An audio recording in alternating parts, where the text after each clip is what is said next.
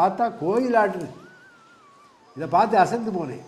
நாங்கள் வந்து தேவி மாயி, கன்னியாகுமரி, யோகிராம் சுரத்குமார் என்ற நாமும் பாடணும்.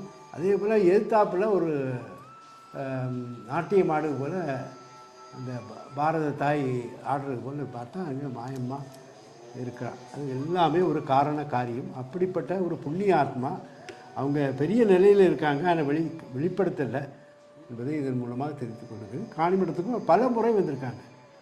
அங்கே கன்னியாகுமரி வரும்போதெல்லாம் அங்கே வருவாங்க. இனிமேல் அவருடைய திருக்குடும்பம் பல்லாண்டு வாழ நம்ம பிரார்த்தனை. கன்னியாகுமரி யோகிராம் சுரத்குமார் காணி மடத்துக்கு ஒவ்வொரு வருஷமும் மாயம்மா குரு பூஜை எப்போ போய் தரிசனம் பண்ணிடுவோம். ஐயாவோட அழைப்பிதழ் வர்றதுக்கு முன்னாடி போயிடுவோம், அங்கே போய் தரிசனம் பண்ணுவோம். காணி மடத்துக்கு போயிட்டு வந்தாலே ஒரு ஃபுல் எனர்ஜி அப்படின்னு சொல்லலாம். வேறு எங்கேயும் இல்லாத அளவுக்கு ஒரு நல்ல அதிர்வலைகள் வந்து நம்ம போயிட்டு வந்தோம்னாலே நம்ம என்ன நினைக்கிறோமோ மனசில் அது வந்து கட்டாயமாக நடக்கும். அது ஒன்று.